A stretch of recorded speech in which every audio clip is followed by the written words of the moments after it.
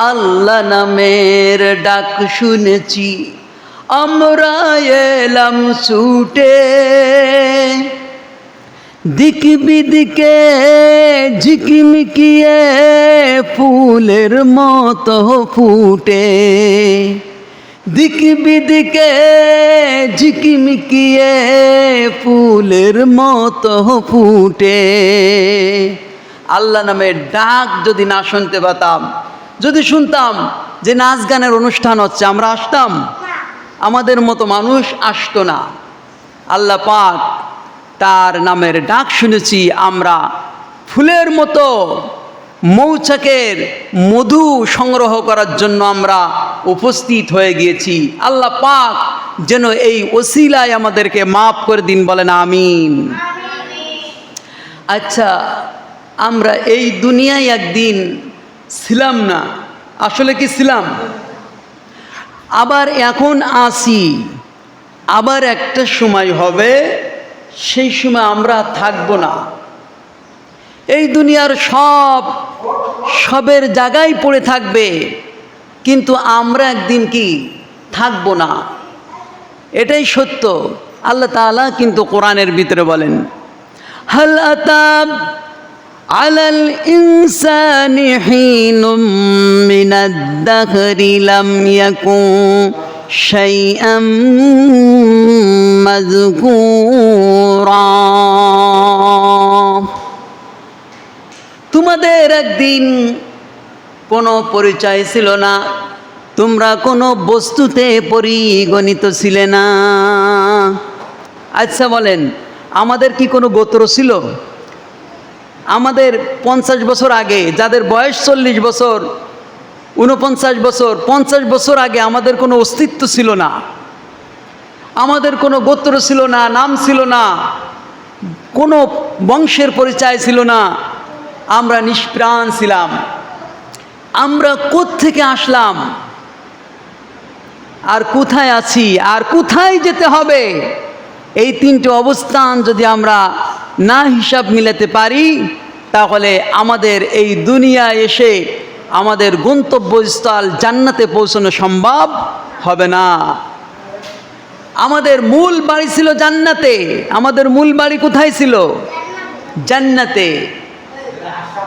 আমরা মূল বাড়ি থেকে বিতাড়িত হয়ে গিয়েছি একটু ভুলের কারণে। আবার আমাদের যেতে হবে সেই জান্নাতে। কোথায় যেতে হবে? আমরা কান্নাতি জান্নাতি, আমরা কান্নাতি জান্নাতি, আমরা আদম আলাইহিস সালামের নাতি। আবার আমরা যদি বলি আদম আমাদের পিতা, আমাদের ছেলের হয় নানা বা দাদা, এইভাবে আমরা কান্নাতিতে জান্নাতি। আমাদের পিতা আমাদের দাদা জান্নাতেই ছিল। এই জন্য আমাদের আবার ফিরে যেতে হবে কোথায়? দুনিয়া আসি, যেতে হবে জান্নাতে।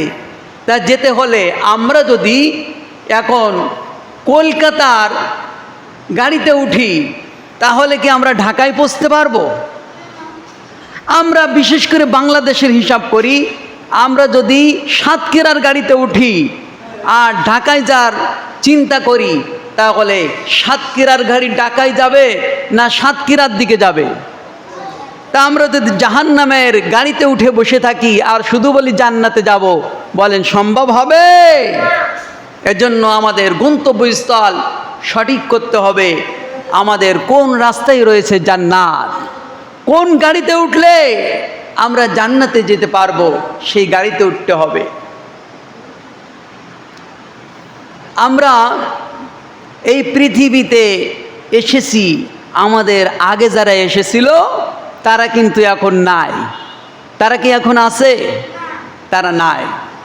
এই বাড়ি কিছুদিন আগে আমাদের আব্বার নামে ছিল, তার আগে দাদার নামে ছিল, তার আগে পদ্দাদার নামে ছিল।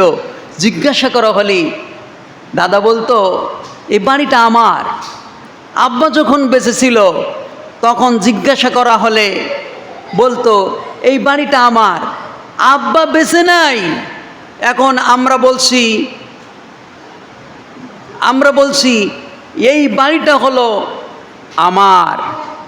আমরা যখন থাকবো না তখন আমরা কি বলবো? তখন আমরা আর বাড়ির দাবি করতে পারবো না। আমাদের সন্তানেরা বলবে এই বাড়িটা আমার। এই বাড়িটা আসলে কারণ না, পরের জায়গা, পরের জমিন, ঘর বানিয়ে আমি রই। এই বাড়ির আসল মালিক আমি নই। এই বাড়ির মালিক কেউ না, আসলে মালিক একমাত্র আল্লাহ রব্বুল আলামিন। এই জন্য তার কৃতজ্ঞতা করতে হবে, তার বন্দেগী করতে হবে। এই জন্য তো কবি বলেন, আমার আগে এই বাড়িতে বাস করিত অনেকজন, তারাও গেছে আমিও যাব, থাকবো না কেউ বেশিক্ষণ। আমার আগে এই বাড়িতে বাস করিত অনেকজন, তারাও গেছে আমিও যাব, থাকবো না কেউ বেশিক্ষণ। কেউ বেশিক্ষণ এই বাড়িতে থাকা যাবে না, ক্ষণস্থায়ী। তাহলে এই স্বাদের বাড়ি, এই গাড়ি, এই মাঠ, এই ঘাট সব পড়ে থাকবে, শুধু থাকবো না আমি। এই পৃথিবীতে শুধু থাকবো না আমি, আর এগুলো পড়ে থাকবে। এজন্য একটু সময় করে এই দ্বীনের জন্য, নিজের জান্নাতের জন্য একটু সময় কি দিতে হবে কিনা বলেন? এই দুনিয়া চিরদিন এইভাবে চলবে না। আমরা আজ মরলে কাল 2 দিন, আজ মরলে কি কাল 2 দিন। এজন্য আমাদের একটু চিন্তা করতে হবে, মরতেই হবে। আইনামা তাকুনু ইউদরিকুমুল মাউত ওয়ালাউ কুনতুম ফি বুরুজিম মুশাইয়াদা। আল্লাহ পাক বলেন, বান্দা বান্দি তুমি যেখানে থাকো না কেন, অবশ্যই অবশ্যই মৃত্যু তোমার সেখানে পৌঁছেই যাবেই যাবেই। এই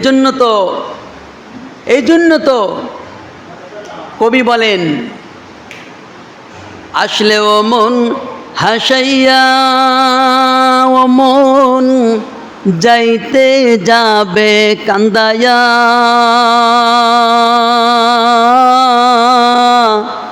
ওরে দম পুরাইলে রঙর জলসা যাইব যে শেষ হইয়া।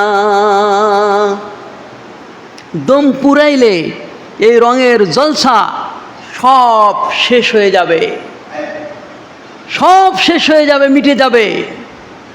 শুধু দমটা পুরানোর দরকার। এখনই যদি আমার দম পুরা যায়, সব কিছু আমাকে ডিলিট করে দেবে, সব কিছু আমাকে ডিলিট করে দেবে। আমার বলতে আর কিচ্ছু থাকবে না। 3টা কাপড়, খালি হাত, খালি হাত আর 3টা কাপড়, এই সঙ্গে যাবে। দামি ঘড়ি, দামি ঘড়িটা খুলে নেবে। বিদেশ থেকে কাপড় এনে জামা বানানো, জামাটা খুলে নেবে। দামি প্যান্টটা খুলে নেবে। দামি হার যে গলায় দিয়েছে তার হারটা খুলে নেবে, সব নিয়ে নেবে। কিচ্ছুই থাকবে না কাছে, শুধু খালি হাত। সন্তান সন্ততি পাশে কাঁদবে আব্বা বলে বলে, স্ত্রী স্বামী বলে বলে কাঁদবে, মা বেঁচে থাকলে বাবা বলে বলে কাঁদবে, বন্ধু বান্ধব বন্ধু বলে বলে কাঁদবে। সব কিছুই পড়ে রবে। আমি চলে যাব আমার গন্তব্যস্থলে। আমি যখন এই দুনিয়ার থেকে চলে যাব, আমার সাথে শুধু যাবে আমার আমল। আমল মানে হলো কাজ। আমার কাজগুলো যাবে।